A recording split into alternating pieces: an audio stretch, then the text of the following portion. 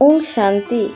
क्या आप जानते हैं कि भगवान को सबसे ज़्यादा क्या चाहिए?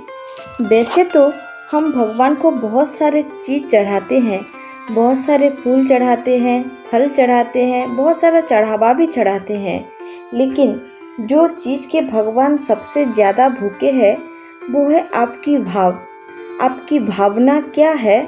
ये चीज़ जानने के लिए भगवान हमेशा आपकी परीक्षा करते रहते हैं। लेकिन जब जब आपकी परीक्षा हो, हमेशा कोशिश करें कि कभी भी भगवान के लिए हुए परीक्षा में कभी फेल नहीं होना है।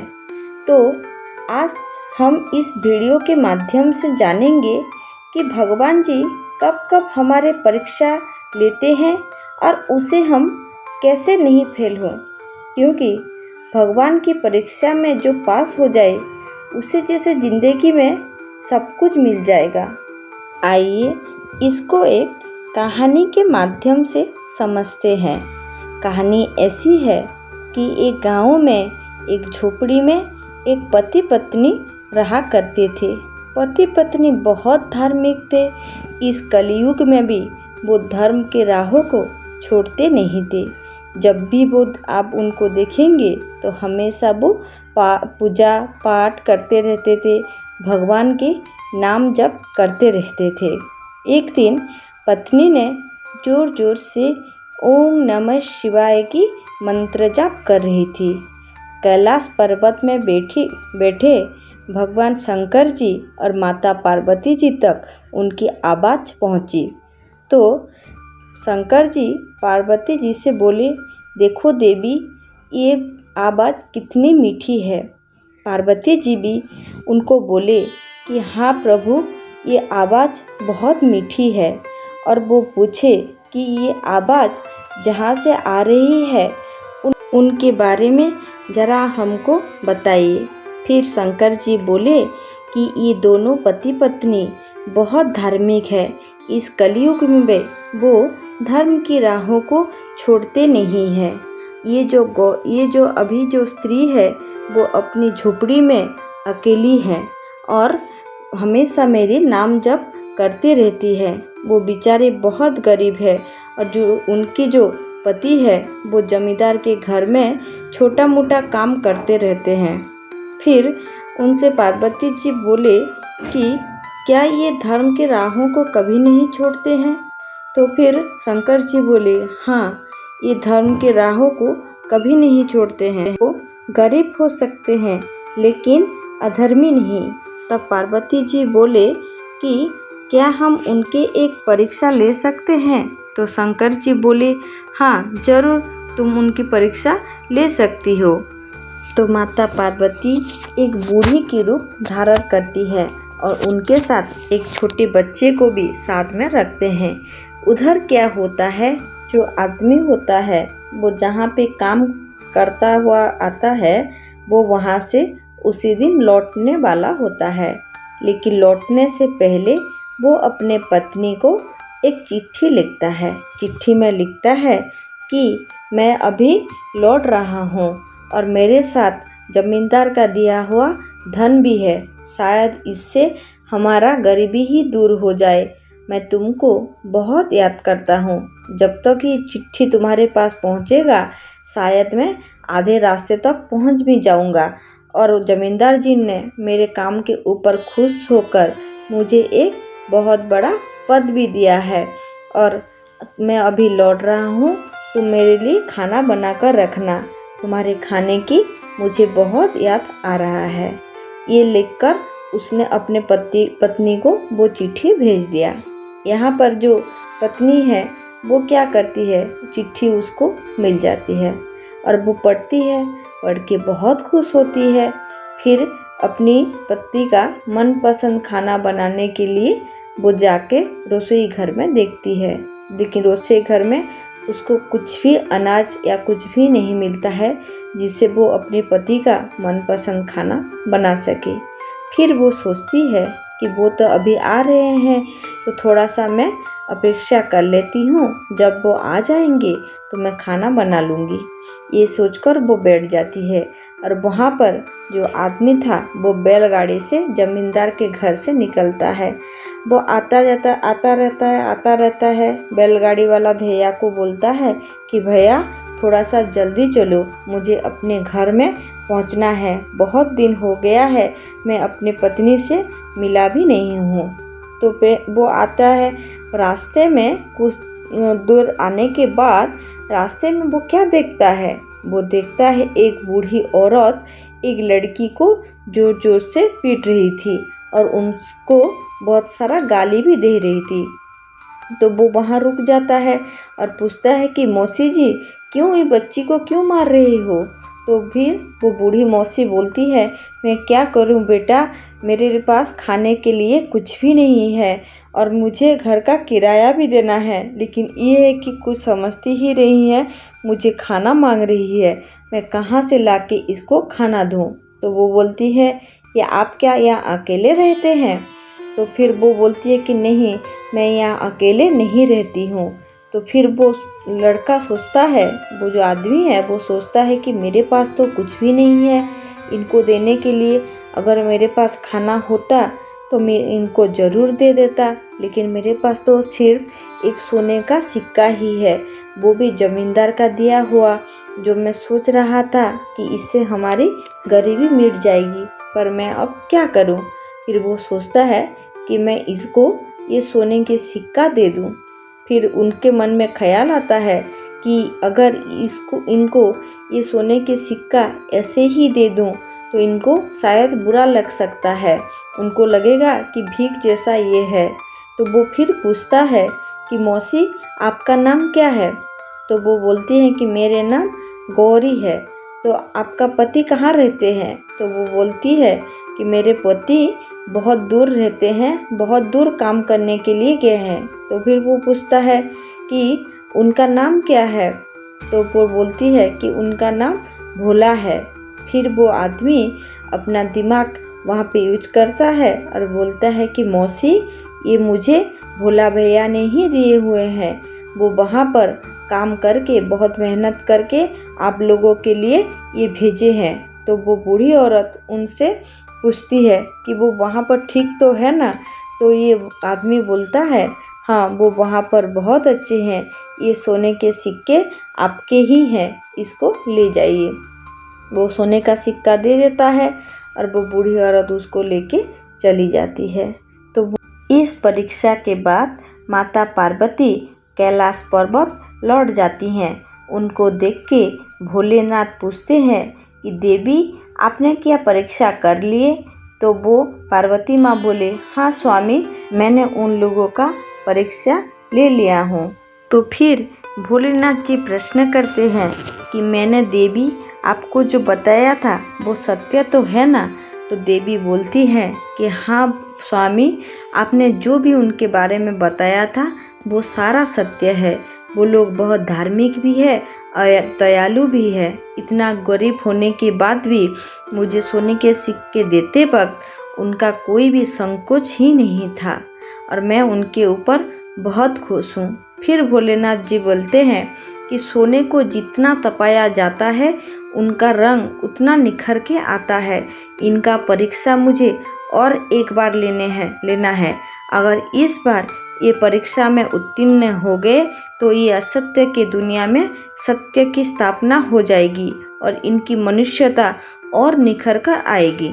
और उधर वो आदमी को आते आते बहुत देर हो जाता है। तो उसकी पत्नी बहुत बेचैन हो जाती है और भगवान से प्रार्थना करने लगती है कि हे भगवान, मेरे पति को सही सलामत घर भेज दो।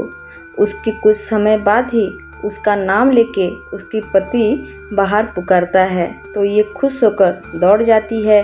तो उसकी पति उसको देख के बोलती है कि तुम बीमारों जैसे क्यों लग रही हो, क्यों इतनी दुबली हो गई हो?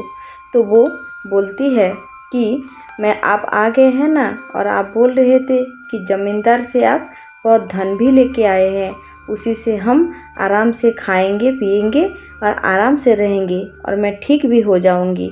ये बात सुन के उसकी पति का थोड़ा सा मुंह सूख जाता है। तो उसकी पत्नी फिर पूछती है कि क्या हुआ, आप ऐसा क्यों सोच रहे हैं?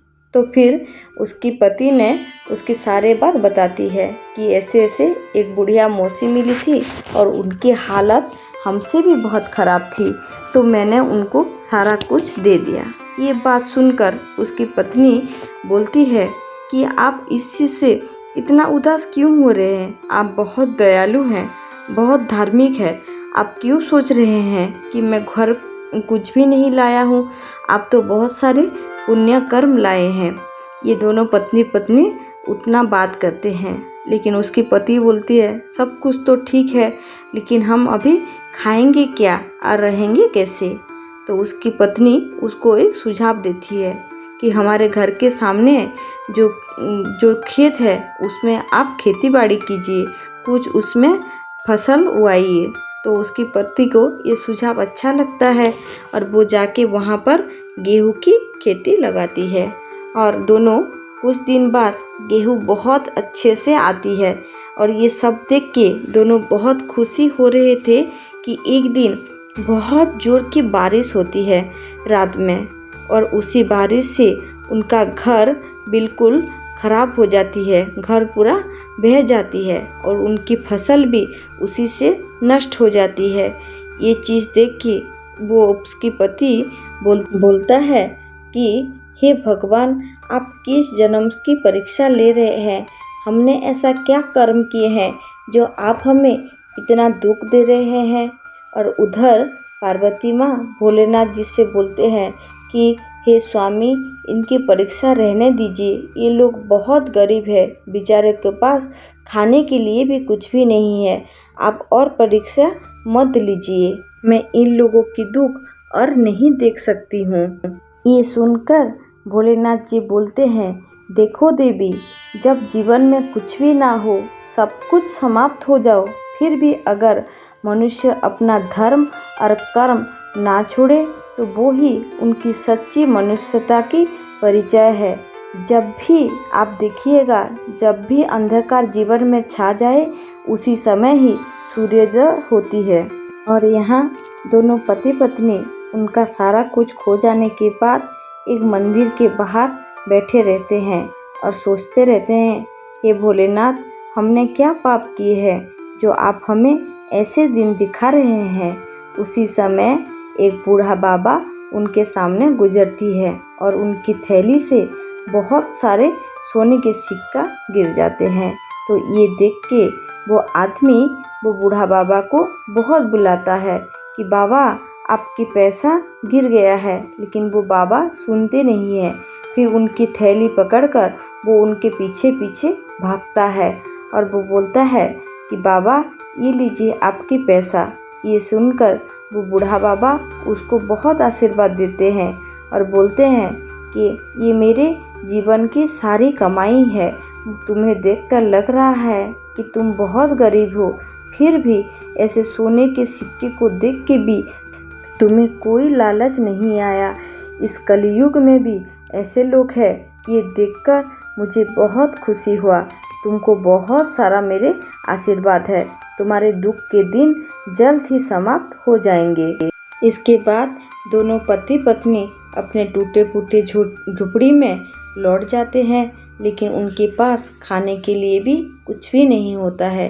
वो पानी पी के सोने की कोशिश करते हैं। इस समय वो आदमी अपने आराध्य देव भोलेनाथ से बोलता है कि हे भोलेनाथ, मैं ये गरीबी और नहीं सह सकती, कितने दिन मैं अपनी पत्नी को खाना ना खिलाऊं, ऐसे भूखी रखूं। ये सुनकर कुछ समय बाद उनको अपनी झोपड़ी के बाहर एक बड़ा सा प्रकाश दिखता है। तो वो दोनों वहाँ पर दौड़ जाते हैं। तो दोनों क्या देखते हैं, भोलेनाथ और माता पार्वती वहाँ पर प्रकट होते हैं। इसे देखकर दोनों चौंक जाते हैं। उनको लगता है जैसे कि वो सपना देख रहे हैं, लेकिन वो सपना नहीं था। तो भोलेनाथ बोलते हैं कि मांगो, तुम्हें क्या चाहिए। लेकिन उतनी गरीबी में भी वो उनको बोलता है कि मुझे कुछ नहीं चाहिए, जीवन में कैसी भी समस्या हो, मैं अपना सत्य और धर्म की राहों से कभी ना भटकूं, ये मुझे आशीर्वाद दीजिए। ये सुनकर भोलेनाथ बहुत खुश हो जाते हैं उनको बोलते हैं कि तुम जो मांग रहे हो ये आशीर्वाद तुम्हारे साथ हर पल रहेगा। लेकिन उनके साथ साथ मैं और भी एक आशीर्वाद देता हूँ, आज से तुमको कभी भी गरीबी के सामना ना करना पड़े। ये सुनकर दोनों खुश हो जाते हैं। कुछ समय बाद भोलेनाथ और माता पार्वती कैलाश पर्वत लौट जाते हैं और ये दोनों घर चले आते हैं। घर लौटने के बाद वो दोनों देखते हैं कि उनके पास 2 सोने की थैली पड़ी होती। फिर उनको समझ आता है कि ये तो माता पार्वती और भोलेनाथ जी की परीक्षा ही थी। एक थैली वो थी जो उनको जमींदार ने दिया था और दूसरा थैली वो थी जो रास्ते में गिर गया था और वो लौटा दिए थे। कहने का भाव ये है, परिस्थिति कैसी भी हो, आपको कभी भी सत्य और धर्म की राहों से भटकना ही नहीं है। ये भगवान जी की परीक्षा ही होती है कि आपके जीवन में दुख आते रहते हैं। जितना दुख आता है उसके साथ साथ आपकी मनुष्यता उतनी निखरती है। इसे भगवान दुख देकर जीवन में समय समय पर परीक्षा लेते रहते हैं, लेकिन हमें हमेशा उनकी परीक्षा में पास होना है ताकि उनकी आशीर्वाद हमें हमेशा मिलती रहे। आप भी हमेशा भगवान के लिए हुए परीक्षा में हमेशा उत्तीर्ण रहे, हमेशा सत्य और धर्म की राहों पर चले, कभी भी उस राहों से ना भटके। इसी शुभकामना के साथ आज की वीडियो को समाप्त करते हैं। अगर आपको वीडियो पसंद आए तो लाइक कीजिए, अपने फैमिली और दोस्तों के साथ शेयर कीजिए।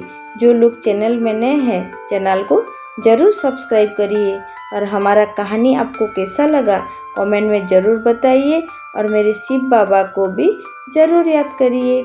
ओम शांति।